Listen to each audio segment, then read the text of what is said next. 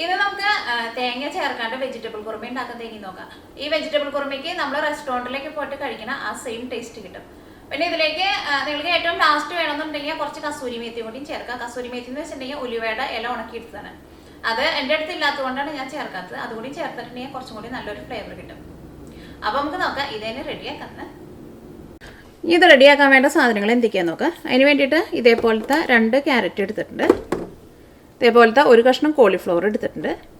ഒരു പിടി ബീൻസ് എടുത്തിട്ടുണ്ട്. ഇതേപോലത്തെ 2 വലിയ ഉരുളൻകിഴങ്ങ് എടുത്തിട്ടുണ്ട്. പിന്നെ ഫ്രഷ് ആയിട്ടുള്ള പീസ് എടുത്തിട്ടുണ്ട്. ഇതിന് ചിലർ ഫ്രോസൺ പീസ് എന്ന് പറയും. ഇത് നമ്മൾ നാട്ടിൽ സാധാരണ കറി വയ്ക്കാൻ എടുക്കണ ഗ്രീൻ പീസ് അല്ല, ഇത് അതിൻ്റെ തന്നെ ഫ്രഷ് ആയിട്ടുള്ളതാണ്. മറ്റേത് നമുക്ക് ഉണങ്ങിയിട്ടാണല്ലോ കിട്ടണത്. അപ്പോൾ അത് നമ്മൾ വെള്ളത്തിലേക്ക് ഇട്ടിട്ട് കുതിർത്തി കുക്കറിലിട്ടിട്ട് വേവിച്ചിട്ടാണ് നമ്മൾ സാധാരണ എടുക്കാറ്. പക്ഷേ ഇത് അതിൻ്റെ ഫ്രഷ് ആയിട്ടുള്ളതാണ്. അപ്പോൾ ഇത് ഓൾറെഡി നല്ല സോഫ്റ്റ് ആയിട്ടാണ് ഇരിക്കുക.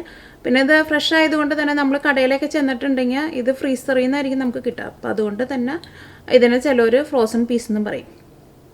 അപ്പോൾ ഇത് നിങ്ങൾക്ക് കിട്ടാനുണ്ടെങ്കിൽ ചേർക്കാം. ഇനിയിപ്പോൾ കിട്ടാനില്ല എന്ന് വെച്ചിട്ട് മറ്റേ ഗ്രീൻ പീസ് ചേർക്കരുത്. ഇത് ഞാനിവിടെ 2 പിടി എടുത്തിട്ടുണ്ട്. ഇതുമ്പോൾ കുറച്ച് ഐസ് ഉണ്ടായിരുന്നു, അപ്പോൾ അതുകൊണ്ടാണ് ഞാനിത് വെള്ളത്തിലിട്ട് വെച്ചേക്കുന്നത്. പിന്നെ ഇതേപോലത്തെ 3 പച്ചമുളക് എടുത്തിട്ടുണ്ട്. അപ്പോൾ ഇതെല്ലാവരും ഒന്ന് ക്ലീൻ ചെയ്തിട്ട് കുറച്ച് ചെറിയ പീസായിട്ട് കട്ട് ചെയ്തിട്ട് എടുക്കണം. ഇതിലേക്ക് വഴറ്റി ചേർക്കാൻ വേണ്ടിയിട്ട് ഇതേപോലത്തെ വലിയൊരു സവോള എടുത്തിട്ടുണ്ട്. 3 വലിയ വെളുത്തുള്ളി എടുത്തിട്ടുണ്ട്. ഇതേപോലത്തെ ഒരു കഷ്ണം ഇഞ്ചി എടുത്തിട്ടുണ്ട്. പിന്നെ തക്കാളി വേണം. ഞാനിവിടെ എടുത്തേക്കുന്ന തക്കാളി കുറച്ച് വലിയ തക്കാളിയാണ്. അപ്പോൾ സാധാരണ ടൈപ്പ് തക്കാളിയാണെന്നുണ്ടെങ്കിൽ ഒരു തക്കാളി എടുക്കുക. അപ്പോൾ ഞാനിതിവിടെ വലിയ തക്കാളി ആയതുകൊണ്ട് ഇതിൻ്റെ ഒരു 3/4 ഭാഗം മാത്രമേ എടുക്കണുള്ളൂ. ഇതിലേക്ക് ചേർക്കാൻ വേണ്ട ഗരം മസാല എന്തൊക്കെയാണെന്ന് നോക്കാം.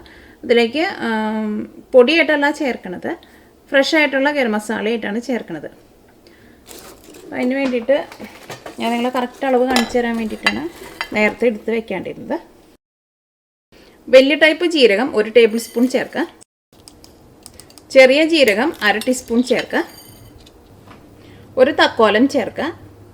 ഇതേപോലെ ഒരു ചെറിയ പീസ് കറുകപ്പട്ട ചേർക്കുക. കറുകപ്പട്ട ഒരുപാട് ചേർക്കണ്ട, കാരണം നമ്മളിതിലേക്ക് കറുകപ്പട്ടയുടെ ഇലയും കൂടിയും ചേർക്കുന്നുണ്ട്. അപ്പോൾ ഇതേപോലത്തെ ഒരു ചെറിയ കഷ്ണം ചേർക്കുക. ഒരു 1/4 ടീസ്പൂൺ കറിയാമ്പൂ ചേർക്കുക. ഒരു 1/4 ടീസ്പൂൺ കറിയാമ്പൂ എന്ന് വെച്ചിട്ടുണ്ടെങ്കിൽ ഒരു 6 കറിയാമ്പൂണ്ട്. ഏലക്കായ ചേർക്കുക. ഏലക്കായ ഒരു 1.5 ടേബിൾ സ്പൂൺ ചേർക്കുക. കാരണം ഏലക്കായ കുറച്ച് കൂടുതൽ ചേർക്കുക. കുറുമയ്ക്കൊക്കെ ആകുമ്പോൾ ഏലക്കായയുടെ ടേസ്റ്റ് നല്ലതായിരിക്കും. അപ്പോൾ ഞാനിപ്പോൾ ഇവിടെ ഒരു 1.5 ടേബിൾ സ്പൂൺ ഏലക്കായ എടുത്ത് കഴിഞ്ഞപ്പോൾ എത്ര ഉണ്ടെന്ന് നോക്കാറുണ്ട്. ഒരു 20 ഏലക്കായ ഉണ്ട്. ഇത് വലിയ ടൈപ്പ് ഏലക്കായ അല്ല കേട്ടോ, ഇത് കുറച്ച് ചെറിയ ടൈപ്പ് ഏലക്കായാണ്. അപ്പോൾ ഇത്രയ്ക്ക് ഗരം മസാലയാണ് നമ്മൾ ഈ കറിയിലേക്ക് ചേർക്കുന്നത്. അപ്പോൾ സവോളയ്ക്കും വഴറ്റിയെടുക്കുന്നതിൻ്റെ കൂട്ടത്തിൽ ഇതും കൂടിയും ചേർക്കും. ഇതിലേക്ക് നമ്മൾ തേങ്ങ ചേർക്കണില്ലല്ലോ, തേങ്ങയ്ക്ക് പകരമായിട്ട് കാഷ്നട്ടാണ് ചേർക്കുന്നത്. കാഷ്നട്ട് ഞാനിവിടെ ഇതേപോലെ ഇങ്ങനെ ടേബിൾ സ്പൂണിൽ കാണിക്കുക.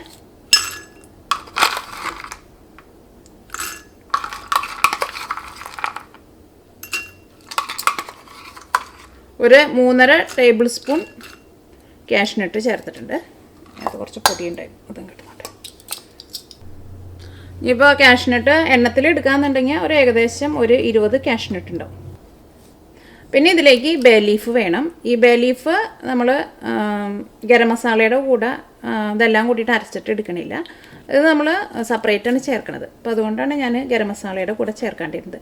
ബേ ലീവ്സ് എന്ന് പറഞ്ഞിട്ടുണ്ടെങ്കിൽ നമ്മുടെ നാട്ടിലേക്ക് ഈ കറുവയുടെ ഇല എന്ന് പറയില്ലേ, കറുവയുടെ ഇല എന്ന് വെച്ചിട്ടുണ്ടെങ്കിൽ നമ്മുടെ ഈ കറുവപ്പട്ടയില്ലേ, ഇതിൻ്റെ ഇലയാണിത്. ഇതിന് ബേ ലീവ്സ് എന്നാണ് പറയുക.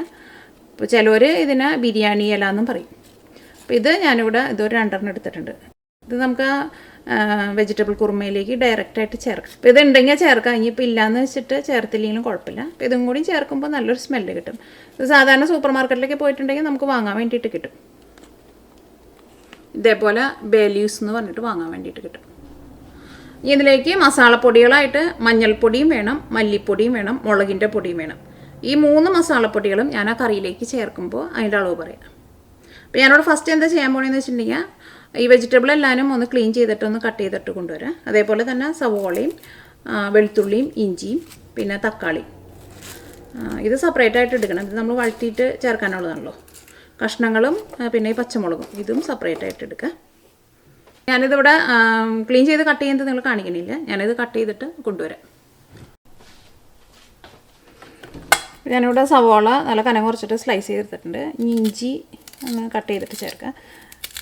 ഇഞ്ചി അങ്ങനെ ഒരുപാട് ഭയങ്കര കനം കുറച്ചിട്ട് കട്ട് ചെയ്യേണ്ട, കാരണം ഇതെല്ലാം കൂടിയിട്ട് നമ്മൾ ഒന്ന് വഴറ്റിയിട്ട് ഇത് നല്ല പേസ്റ്റ് പോലെ അരച്ചിട്ട് എടുക്കുമല്ലോ. അല്ലെങ്കിൽ ഇതിലേക്ക് ഒന്ന് ചതച്ചിട്ട് ചേർത്താലും മതി. പച്ചമുളക് നമ്മൾ ഇതിൻ്റെ കൂടെയല്ല കേട്ടോ ചേർക്കേണ്ടത്, ഞാൻ നേരത്തെ പറഞ്ഞിട്ടുണ്ടായിരുന്നു. കാരണം ഇതെല്ലാം കൂടിയിട്ട് നമ്മൾ അരച്ചിട്ട് എടുക്കുമല്ലോ സവോളയ്ക്ക് വഴറ്റിയിട്ട്. അപ്പോൾ പച്ചമുളക് ചേർത്ത് അരച്ചിട്ടുണ്ടെങ്കിൽ ഭയങ്കര എരിവായിരിക്കും. അപ്പോൾ ഞാൻ ആ 3 പച്ചമുളക് കഷ്ണങ്ങളുടെ കൂടെയാണ് ചേർക്കുന്നത്. ആക്കാൻ വേണ്ടിയിട്ട് ഒരു പാൻ വെച്ചിട്ട് ചൂടാക്കാം. ഇതിലേക്ക് ആവശ്യത്തിന് ഓയിൽ ഒഴിക്കുക. നിങ്ങൾക്ക് ഇഷ്ടമുള്ള ടൈപ്പ് ഓയിൽ ചേർക്കാം. ഞാനിവിടെ വെജിറ്റബിൾ ഓയിൽ എന്ന് പറയുമ്പോൾ അത് നമ്മുടെ നാട്ടിലേക്കും സൺഫ്ലവർ ഓയിൽ എന്ന് പറഞ്ഞിട്ട് വാങ്ങാൻ വേണ്ടിയിട്ട് കിട്ടില്ലേ, ആ ടൈപ്പ് ഓയിലാണ് ഞാനിവിടെ വെജിറ്റബിൾ ഓയിൽ എന്ന് പറയുന്നത്. കാരണം ഇപ്പോൾ കുറച്ച് പേരെ എൻ്റെ അടുത്ത് ചോദിക്കണേ. അപ്പോൾ നിങ്ങൾ സൺഫ്ലവർ ഓയിൽ ചേർത്താൽ മതി. ഇതിലേക്ക് നമ്മൾ കുറച്ച് ഓയിലൊക്കെ കൂടുതൽ ചേർക്കണം. കാരണം ഈ സവോളയും ഇതെല്ലാം കൂടിയിട്ട് നന്നായിട്ടൊന്ന് വഴറ്റിയിട്ട് എടുക്കണം. അപ്പോഴായിരിക്കും ഈ വെജിറ്റബിൾ കുറുമയ്ക്ക് നല്ല ടേസ്റ്റ് ഉണ്ടാവുക. ഇപ്പോൾ ഓയിൽ നന്നായിട്ട് ചൂടായിട്ടുണ്ട്. ഇതിലേക്ക് നമ്മൾ മുഴുവനായിട്ട് മസാലകൾ എടുത്ത് വെച്ചിട്ടുണ്ടായിരുന്നില്ലേ, അത് ചേർക്കാം. ഇതൊന്ന് നന്നായിട്ടൊന്ന് ചൂടായി കഴിയുമ്പോൾ ഇതിലേക്ക് സവോളയും ഇഞ്ചിയും വെളുത്തുള്ളിയും ചേർക്കാം. ഈ ജീരകം ഒന്ന് കരിഞ്ഞു പോകാണ്ട് നോക്കണം. ഇപ്പോൾ നന്നായിട്ട് ചൂടായിട്ടുണ്ട്. ഇതിലേക്ക് സവോളയും ഇഞ്ചിയും വെളുത്തുള്ളിയും ചേർക്കാം.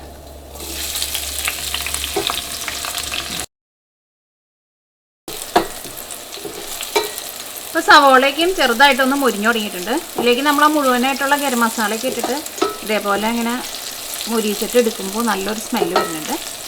ഇതിലേക്ക് കാഷ്നട്ട് ചേർക്കാം.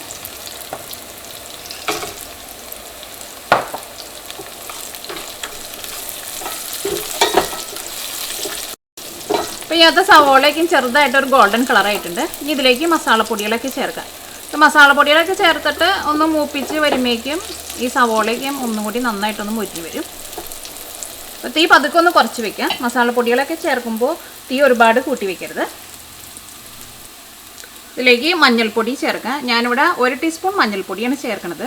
ഇതേപോലെ നമുക്ക് കടയിൽ നിന്ന് ഈ മെഷറിംഗ് സ്പൂണുകൾ വാങ്ങാൻ വേണ്ടിയിട്ട് കിട്ടും. ഇതേപോലത്തെ സ്പൂണ് നിങ്ങൾ വാങ്ങിച്ച് വെക്കുകയാണെന്നുണ്ടെങ്കിൽ നിങ്ങൾക്ക് അളവ് കുറച്ചും കൂടി കറക്റ്റായിട്ട് കിട്ടും. കാരണം ഇപ്പോൾ പുതിയതായിട്ടൊക്കെ പാചകം ചെയ്യുന്നവർക്കൊക്കെ നല്ലതായിരിക്കും അത്.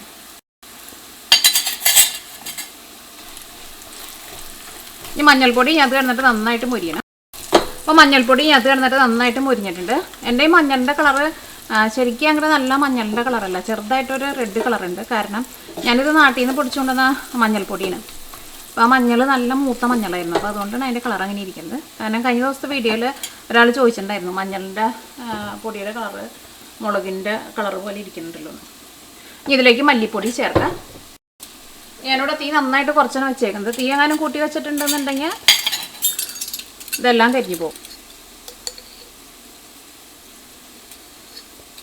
മല്ലിപ്പൊടി ഞാനിതിലേക്ക് 2 ടീസ്പൂൺ ചേർത്തിട്ടുണ്ട്. ടീസ്പൂൺ എന്ന് വെച്ചിട്ടുണ്ടെങ്കിൽ നമ്മൾ സാധാരണ വീട്ടിൽ ഉപയോഗിക്കുന്ന വലിയ ടൈപ്പ് സ്പൂണല്ല, ചെറിയ ടൈപ്പ് സ്പൂണില്ലേ, അതിനെയാണ് ടീസ്പൂൺ എന്ന് പറയുന്നത്. അപ്പോൾ മല്ലിപ്പൊടി ഞാൻ ഇതിലേക്ക് കുറച്ചേ ചേർക്കണുള്ളൂ. കാരണം ഇതെല്ലാം കൂടിയിട്ട് നമ്മൾ അരച്ചിട്ടാണല്ലോ, പേസ്റ്റ് ആക്കിയിട്ടാണല്ലോ ഇനി വെജിറ്റബിൾ കുറുമയിലേക്ക് ചേർക്കുന്നത്. അപ്പോൾ മല്ലിയൊന്നും ഒരുപാട് ചേർക്കണ്ട, ആ കറിക്കൊക്കെ ഭയങ്കര തിക്നെസ്സായിട്ട്. ഈ മല്ലിപ്പൊടി അത് കിടന്നിട്ട് നന്നായിട്ട് മുരിക്കണം. ഇനി ഇതിലേക്ക് മുളകിൻ്റെ പൊടി ചേർക്കാം. മുളകിൻ്റെ പൊടി ഞാൻ ഇതിലേക്ക് ഒരു 3/4 ടേബിൾ സ്പൂണാണ് ചേർക്കേണ്ടത്. ടേബിൾ സ്പൂൺ എന്ന് വെച്ചിട്ടുണ്ടെങ്കിൽ ഇതേപോലത്തെ വലിയ സ്പൂണിനാണ് ടേബിൾ സ്പൂൺ എന്ന് പറയുന്നത്. അപ്പോൾ എല്ലാ മസാലപ്പൊടികളും നന്നായിട്ട് മുരിഞ്ഞിട്ടുണ്ട്. ഇത് ഒന്നും കരിഞ്ഞു പോകാണ്ട് പ്രത്യേകം നിങ്ങൾ ശ്രദ്ധിക്കണം. അത് എന്ത് കറി വെക്കുമ്പോഴായിരുന്നാലും അങ്ങനെ തന്നെ. ഇനി ഇതിലേക്ക് തക്കാളി ചേർക്കാം. ഉപ്പ് ചേർക്കാം. അത് നമ്മൾ എന്ത് കറിയിലായിരുന്നാലും തക്കാളി ചേർത്ത് വഴിക്കാൻ ഉപ്പ് ചേർക്കുക. ഉപ്പ് ചേർത്തിട്ടുണ്ടെങ്കിൽ ഈ തക്കാളിയുടെ ഉള്ളിലുള്ള വെള്ളം പെട്ടെന്ന് പുറത്തേക്ക് വരും. ഇനി ഒരു മീഡിയം ഫ്ലെയിമിലിട്ടിട്ട് ഈ തക്കാളി നന്നായിട്ടൊന്ന് വേവിച്ച് നന്നായിട്ടൊന്ന് ഉടച്ചെടുക്കണം. ഈ തക്കാളിയൊക്കെ നന്നായിട്ട് വെന്ത് ഉടഞ്ഞു വന്നിട്ടുണ്ട്. ഇതിനകത്ത് ഈ ഓയിലൊക്കെ നന്നായിട്ട് തെളിഞ്ഞ് വന്നിട്ടുണ്ട്. ഓയിലൊക്കെ നന്നായിട്ട് തെളിഞ്ഞ് വരണമെന്നുണ്ടെങ്കിൽ നമ്മളതനുസരിച്ചിട്ട് ഓയിൽ ചേർത്ത് കൊടുത്താൽ മാത്രമേ ഓയിൽ തെളിഞ്ഞ് വരുള്ളൂ. കാരണം ഇനി ഈ കറിയിലേക്ക് നമ്മൾ വേറെ സെപ്പറേറ്റ് ഓയിലൊന്നും ചേർക്കണില്ലല്ലോ. അപ്പോൾ ഇതേപോലെ സവോളയൊക്കെ വഴറ്റിയിട്ട് എടുക്കുമ്പോൾ അത്യാവശ്യം നന്നായിട്ട് ഓയിൽ ചേർക്കണം. അപ്പോഴായിരിക്കും ഇത് ഇതേപോലെ ഇങ്ങനെ നന്നായിട്ട് ഇങ്ങനെ വളർന്ന് നല്ല പേസ്റ്റായിട്ട് വരും. ഇങ്ങനെ ചിലപ്പോൾ തക്കാളിയുടെ ഒരു പച്ച ടേസ്റ്റൊക്കെ ഉണ്ടാവും. അതിങ്ങനെ ഈ ഓയിലിൽ കിടന്നിട്ട് ഇങ്ങനെ നന്നായിട്ട് മുരിയണം. ഈ തീ ഓഫ് ചെയ്യാം. ഇത് പതുക്കെ ഒന്ന് ചൂടാറി കഴിഞ്ഞ് കഴിയുമ്പോൾ മിക്സിയിലിട്ടിട്ട് നല്ല പേസ്റ്റ് പോലെ അരച്ചിട്ടെടുക്കുക. ഞാനിവിടെ നമ്മൾ ആ വഴറ്റിയെടുത്തേക്കണ ഇതെല്ലാനും കൂടിയിട്ട് മിക്സിയിലിട്ടിട്ട് ഇതേപോലെ നല്ല പേസ്റ്റ് പോലെ അരച്ചെടുത്തിട്ടുണ്ട്. അത് അരച്ചിട്ട് എടുക്കുമ്പോൾ അതിലേക്ക് നിങ്ങൾ ആവശ്യത്തിന് വെള്ളം കൂടിയും ചേർത്തിട്ട് വേണം അരച്ചിട്ട് എടുക്കാൻ വേണ്ടിയിട്ട്. ആ കാഷ്നട്ടൊക്കെ നന്നായിട്ടൊന്ന് അരിഞ്ഞ് കിട്ടണം. ഇത് നമ്മൾ വഴറ്റിയെടുത്തേക്കണ സെയിം പാനിലേക്ക് തന്നെ ചേർക്കാം. ഈ മിക്സിയുടെ ജാറിലേക്ക് കുറച്ചും കൂടി വെള്ളം ചേർത്തിട്ട് കുറച്ചും കൂടി വെള്ളം ചേർക്കാം. ഞാനിവിടെ ഈ മിക്സിയുടെ ജാറിൽ ഒരു 1/4 ഭാഗം വെള്ളം എടുത്തിട്ടുണ്ട്. ഇതിലേക്ക് ചേർക്കാം. കാരണം ഇതിലേക്ക് നമുക്ക് ആ കഷ്ണങ്ങളും കൂടിയിട്ട് ചേർത്തിട്ട് വേവിക്കണമല്ലോ. പിന്നെ കുറച്ച് വെള്ളം കൂടുതലും ചേർക്കണം. കാരണം എന്താണെന്ന് വെച്ചിട്ടുണ്ടെങ്കിൽ ഇതിലേക്ക് നമ്മൾ ആ കാഷ്നട്ടൊക്കെ ചേർത്തേക്കണത് കൊണ്ട് തന്നെ ഈ കറി നന്നായിട്ടും തിളച്ച് കഴിയുമ്പോൾ പെട്ടെന്ന് അങ്ങോട്ട് തിക്കാവും. ഇതിലേക്ക് ഈ 2 ബേ ലീഫ് ചേർക്കാം. ഈ തീ ഓണാക്കാം. ഇതിലേക്ക് കഷ്ണങ്ങൾ ചേർക്കാം.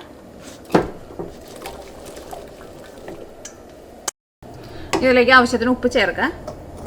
ഇത് മൂടി വയ്ക്കാം. ഇടയ്ക്ക് കറി ഒന്ന് ഇളക്കി കൊടുക്കണം. നന്നായിട്ട് തിളച്ച് കഴിഞ്ഞ് കഴിയുമ്പോൾ പിന്നെ നമുക്ക് തീ പതുക്കെ ഒന്ന് കുറച്ച് വെക്കുകയും ചെയ്യാം. അപ്പോൾ കറി നന്നായിട്ട് തിളച്ചിട്ടുണ്ട്.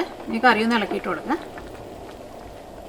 ഈ കറി നിങ്ങൾ തിളച്ച് പോവാണ്ട് ശ്രദ്ധിക്കണം. ഇതേപോലെ നന്നായിട്ട് തിളച്ച് കഴിഞ്ഞ് കഴിയുമ്പോൾ പിന്നെ തീ ഒരുപാട് അങ്ങോട്ട് കൂട്ടി വെക്കണ്ട. ചെറുതായിട്ടൊന്ന് കുറച്ച് വയ്ക്കാം. കാരണം ഇതിലേക്ക് നമ്മൾ ആ കാഷ്നട്ടൊക്കെ അരച്ച് ചേർത്തേക്കണത് കൊണ്ട് തന്നെ പെട്ടെന്ന് കറി അങ്ങോട്ട് തിക്കായി പോകാനുള്ള ചാൻസ് ഭയങ്കര കൂടുതലാണ്. അപ്പോൾ ഇങ്ങനത്തെ കഷ്ണങ്ങൾ നമുക്ക് ശരിക്കും അങ്ങോട്ട് വെന്ത് കിട്ടില്ല. അപ്പോൾ ഒരുപാട് തീ കൂട്ടി വെക്കണ്ട. ഇങ്ങനത്തെ കഷ്ണങ്ങളൊക്കെ വെന്തിട്ടുണ്ട്. ഇത് ഗ്രേവി ആയിരുന്നാലും ഇതേപോലെ ഇങ്ങനെ ചെറുതായിട്ട് ഇങ്ങനെ തിക്കായിട്ട് വന്നിട്ടുണ്ട്. ഈ കറി ഇരുന്നിട്ട് ഒന്നും കൂടി ഒന്ന് തിക്കാവും.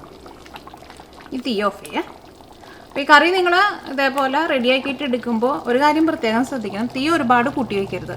ഒരു മീഡിയം ഫ്ലെയിമിൽ, അല്ലെങ്കിൽ വലിയ ബർണറൊക്കെ ആണെന്നുണ്ടെങ്കിൽ ഒരു മീഡിയത്തിനും ലോ ഫ്ലെയിമിനും അങ്ങനെ ഒരു ചെറിയ തീയിൽ കിടന്നിട്ട് ഇത് ഇങ്ങനെ വെന്ത് വരണം.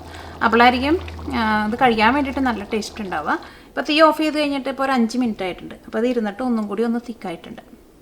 ഇതിലേക്ക് നിങ്ങൾക്ക് ഏറ്റവും ലാസ്റ്റ് വേണമെന്നുണ്ടെങ്കിൽ നമ്മൾ കറിയിലേക്കൊക്കെ താളിച്ച് ചേർക്കില്ലേ, അതേപോലെ കുറച്ച് നെയ്യിൽ കുറച്ച് കാഷ്നട്ട് നെയ്യിൽ മൂപ്പിച്ചിട്ട് വേണമെന്നുണ്ടെങ്കിൽ ലാസ്റ്റ് ഇതിലേക്ക് ചേർക്കുക. അപ്പോൾ കുറച്ചും കൂടി നല്ല ടേസ്റ്റ് ഉണ്ടാവും. അപ്പോൾ നിങ്ങൾക്ക് വേണമെന്നുണ്ടെങ്കിൽ അതങ്ങനെ ചെയ്യുക. അല്ലെങ്കിൽ ഇതിലേക്ക് മുഴുവനായിട്ടുള്ള കാഷ്നട്ട് നമ്മളിതിലേക്ക് ഇപ്പോൾ ഈ വെജിറ്റബിൾസൊക്കെ ചേർത്തില്ലേ, അതിൻ്റെ കൂട്ടത്തിൽ കുറച്ച് കാഷ്നട്ട് വേണമെന്നുണ്ടെങ്കിൽ അങ്ങനെയും ചേർക്കാം. പിന്നെ ഇതിലേക്ക് നിങ്ങൾ ആ മസാലകളൊക്കെ എടുക്കുമ്പോൾ എല്ലാം കറക്റ്റ് അളവിൽ എടുക്കണം.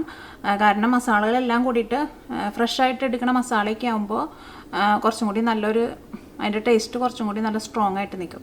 അപ്പോൾ ഒരുപാട് ചേർക്കരുത്. അപ്പോൾ ഇതിനകത്ത് മസാലയുടെ അളവൊക്കെ നല്ല കറക്റ്റായിട്ട് വന്നിട്ടുണ്ട്. എരിവ് ഇതിനകത്ത് അത്യാവശ്യമുണ്ട്.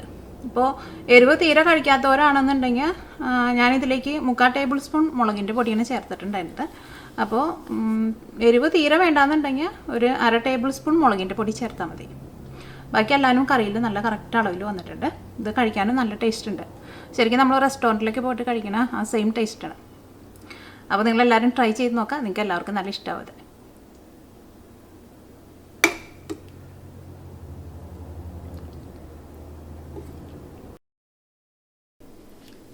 അപ്പോൾ നമ്മുടെ വെജിറ്റബിൾ കുറുമ റെഡി ആയിട്ടുണ്ട്. നിങ്ങളെല്ലാവരും ട്രൈ ചെയ്ത് നോക്കാം. നിങ്ങൾക്ക് എല്ലാവർക്കും നല്ല ഇഷ്ടമാവും. പിന്നെ ഇതിലേക്ക് നിങ്ങൾക്ക് ഏറ്റവും ലാസ്റ്റ് വേണമെന്നുണ്ടെങ്കിൽ കുറച്ച് കസൂരി മേത്തിയും കൂടിയും ചേർക്കാം.